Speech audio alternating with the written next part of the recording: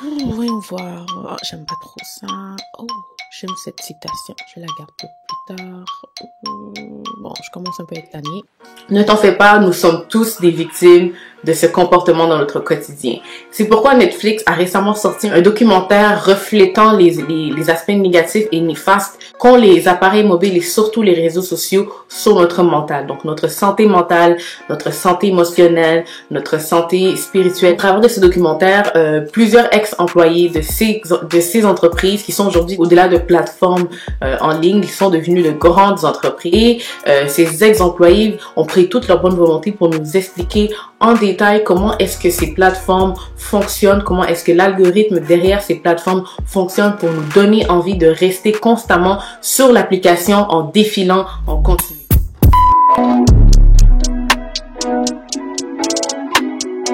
Bienvenue sur ma chaîne. Si c'est ta première fois ici, je te souhaite vraiment la bienvenue. Mon nom à moi est Mouchia et sur ma chaîne It's Shaya, on débat, on partage, on apprend, on rigole. Et dans la vidéo d'aujourd'hui, je tenais à vous partager mon expérience après avoir visionné le documentaire sur Netflix The Social Dilemma en français, derrière nos écrans enfumés. Étant moi-même une passionnée des réseaux sociaux, une passionnée du marketing digital, j'y consacre énormément beaucoup de mon temps. J'ai réalisé, après avoir visionné ce documentaire, j'ai pu faire une introspection sur ma manière d'utiliser ces réseaux sociaux et sur mon téléphone intelligent et j'ai pris l'initiative d'aller dans mes réglages et d'aller voir un peu quel est le temps d'écran que j'alloue non seulement à mon téléphone mais à des applications en particulier. J'ai constaté que la majeure partie de mon temps, la majeure partie du temps que je consacre sur les réseaux sociaux était consacrée en maximum à Instagram. Instagram est une plateforme que j'aime utiliser depuis des années. On a commencé par i5, MSN, Facebook, MySpace, Skyrock et au jour d'aujourd'hui, c'est Instagram qui fait la une dans ma vie. J'ai donc décidé, après avoir visionné ce documentaire que je vais vous inviter à les visionner également, j'ai décidé de prendre une petite pause des réseaux sociaux, mais en majeure partie Instagram et Twitter, puisque c'est là où j'en consacrais la majeure partie de mon temps. Et je peux vous garantir qu'après avoir pris ces décisions, après avoir pris ce temps de detox, où je suis pas là à publier du contenu pour moi-même, à regarder le contenu des gens que je connais, eh ben, j'ai remarqué que ça a vachement amélioré non seulement ma santé mentale, ça a amélioré ma santé émotionnelle et surtout ça m'a permis d'avoir beaucoup plus de temps libre pour passer du temps à lire, à faire à faire du ménage, à passer du temps avec moi-même également et surtout à apprendre beaucoup de choses sur le net parce que oui, le net, il y a beaucoup d'informations, il y a beaucoup d'apprentissage qu'on peut faire dans notre temps libre, le temps que je consacrais à défiler infiniment sur Instagram, sur Twitter, eh bien, je l'ai recyclé et je l'ai utilisé à bon escient. Donc, au travers de cette vidéo, c'est sûr que je veux vous encourager à aller regarder le documentaire. Je ne vais pas vous donner le punch ou vous vendre la surprise. Je veux vraiment que vous preniez le temps d'aller découvrir ce documentaire et surtout de prendre une décision en toute connaissance de cause. Par la suite, j'aimerais également vous partager quelques astuces que j'applique au jour d'aujourd'hui pour m'aider à diminuer et surtout contrôler ma consommation des réseaux sociaux, de mon téléphone en général et surtout améliorer ma santé mentale et surtout être plus productive dans mon quotidien. Donc, le premier astuce que je voulais partager avec vous afin de vous aider à mieux gérer votre utilisation des réseaux sociaux et de votre appareil mobile, elle est vraiment facile à appliquer et au moment où on se parle, après que tu aies terminé cette vidéo, tu pourras tout de suite aller la mettre en pratique. La première chose consiste à tout simplement désactiver les notifications. Pourquoi? Au cours du documentaire, je ne vais pas vous vendre ce qu'ils disent, mais on explique un peu la raison pour laquelle les notifications ont été mises en place et surtout la couleur des notifications. Donc, ce que je vous recommande de faire, c'est d'aller désactiver les notifications de ces réseaux sociaux qui vous mangent énormément de temps.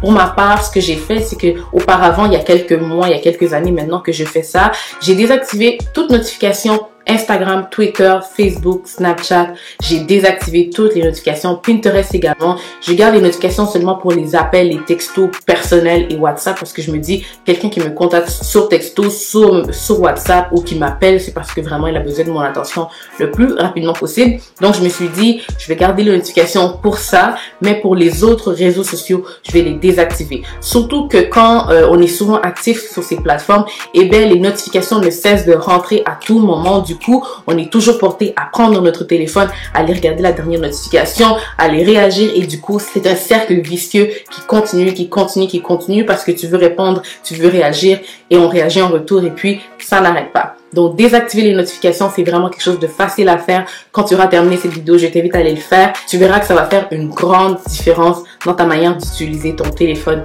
et les réseaux sociaux. La deuxième astuce que j'aimerais partager avec toi est la suivante. Comme j'ai mentionné en début de vidéo, la chose qui m'a fait réaliser que je consacrais un peu trop de mon temps personnel sur Instagram et Twitter, c'est bien évidemment la fonctionnalité temps d'écran. C'est une fonctionnalité qui est disponible sur tous les iPhones, Android, je sais pas, à vous de me dire. Mais non, je rigole. Je crois que c'est disponible aussi sur Android d'aller vérifier ton temps d'écran et de surtout mettre des limites. Ce qui est vraiment intéressant avec ça, c'est que tu peux toi-même poser tes limites là où tu sais que tu utilises un peu avec excès. Par exemple, pour ma part, ce que j'ai fait à un certain moment, c'est que je désactivais toutes les applications qui me coûtaient beaucoup en temps à une certaine heure. Disons à partir de 22 h, l'application Instagram, Facebook, Twitter est complètement fermée et je ne peux pas y accéder à moins que je prenne moi-même la ferme décision de réactiver l'application.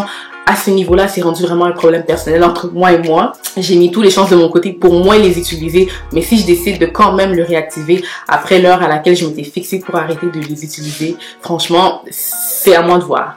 Donc ça, c'est vraiment une autre astuce que je trouve vraiment efficace. Non seulement après, ça te permet de voir un peu comment est-ce que tu t'améliores dans ton temps d'utilisation de ces réseaux sociaux. Tu verras au fil du temps que vraiment ça porte son fruit. Et puis c'est une manière de te discipliner aussi personnellement parce que écoute, passer autant de temps sur les réseaux sociaux, c'est pas normal. Il y a une vie à découvrir à l'extérieur, il y a des gens à découvrir, il y a des expériences à vivre et surtout il y a du temps à passer avec toi-même. Si on consacre tout notre temps sur le téléphone, on passe à côté de la vie selon moi.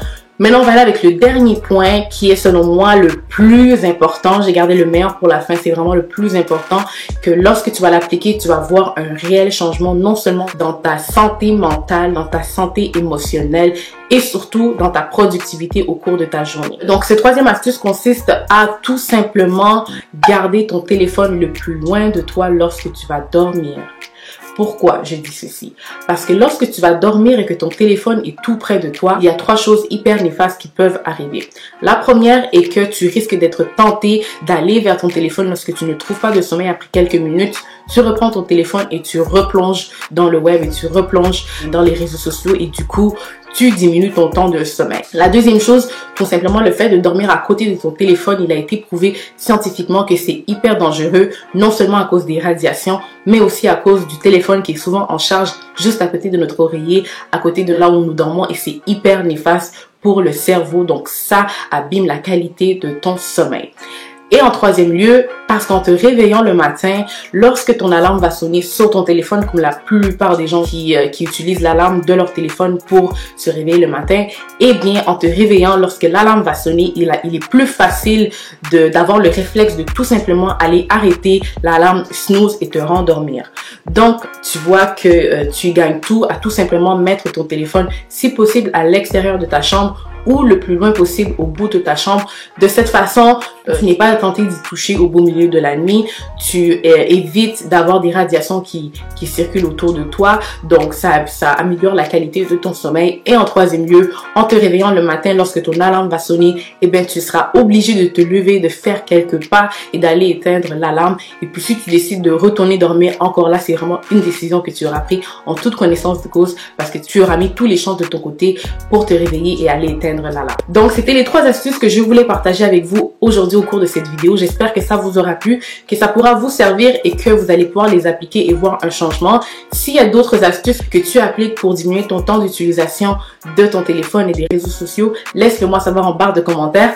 Pour ma part, depuis que j'ai quitté un peu les réseaux sociaux pendant une semaine, je vois vraiment des changements dans ma manière d'utiliser mon téléphone, dans ma productivité au cours de la journée et surtout, ça me permet de faire une introspection sur moi et revoir les raisons pour lesquelles j'utilise les réseaux sociaux. C'est vrai que je suis une créatrice de contenu, c'est vrai que c'est important pour moi d'être sur les réseaux sociaux, d'avoir à connecter avec les gens, surtout que j'ai rencontré beaucoup de gens à l'international grâce à Instagram. Beaucoup de gens m'ont contacté, que je rentre en contact avec les gens sur les réseaux sociaux. Ça a toujours été pour moi une passion, tout ce qui est digital, tout ce qui est le marketing en ligne, ça a vraiment toujours été pour moi quelque chose que j'aime de connecter avec les gens à distance, mais c'est important aussi de connecter avec les gens qui sont près de nous. C'est quelque chose aussi que j'ai constaté, le fait que je passe moins de temps sur ces plateformes, et bien je consacre un peu plus de temps aux gens qui m'entourent. J'appelle les les gens, je réponds aux textos et tout, et je suis un peu plus présente dans la vie de tous les jours. Est-ce que je vais y retourner? Je suis encore en train de débattre parce que ça m'a apporté tellement de bienfaits, mais en même temps, je sais que je peux vivre sans. Donc, si je retourne, je crois que je vais vraiment rééquilibrer